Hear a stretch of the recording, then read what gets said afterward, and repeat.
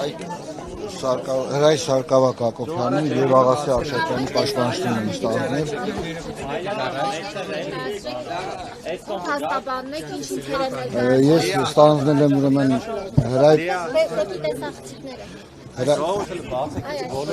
Հրայր Սարգսակյան ուրեմն Հակոբյանի եւ Աղասի Արշակյանի պաշտպանությունը։ Մեղադրանք առաջադրվեց բան։ Այո, մեղադրանքի առաջադրվել երկուսն ձերբակալված են։ Ընդունեցին առաջադրված Ոչ, երկուսն չեն ընդունել։ 43, այսինքն ահաբեկչության նախապատրաստություն եւ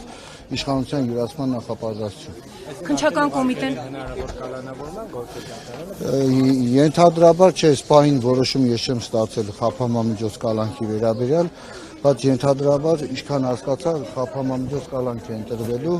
ու ներկայացվելու են դատարան։ Քննչական կոմիտեն իրեր է արտադրել, հրապարակել է ձայնագրություններ, որքան է դրա։ Ես գործի որևէ նյութերի ծանոթ չեմ, եթե անգամ ծանոթ լինեի չէի կարող ներկայացնել, որտեղ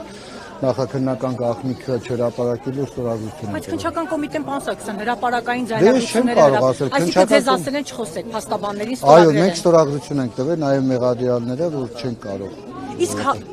հրապարակել։ Եթե անգամ ծանոթ ենք, բայց ես իրականում ծանոթ չեմ ըստ այդության։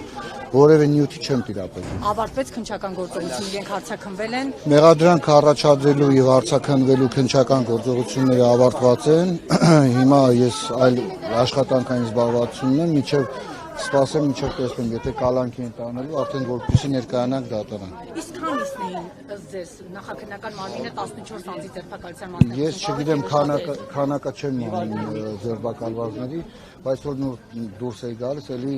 մարդիկ էին դերման ենթարկել։ Չգիտեմ Այսինքն տիպը փոխվել է դրանից հետո։ Չեմ կարող ասել, ես ուղղակի չեմ տիրապետում, այսպեսին ձերբակալվածների քանակին եւ Վստահորդ հիմա այստեղ ուր են տանել Իմ վստահորդները երկուսն քննչական վարչությունում են։ Իմ վստահորդներից մեկը ակնհայտորեն գլխից հիվանդ է, ուռուցքում գլխի մեջ։ Բժշկական փաստաթղթերը ներկայացված են, դրանք նաև իմ տրամադրության տակ են գտնվում։ Հիմա փոխանցում հարազատներին, որպեսզի թարգմանվեն եւ ներկայացնենք վարչություն իրականացնող մարմնին, կներկայացվի նաև դատարան։ Այսքանը։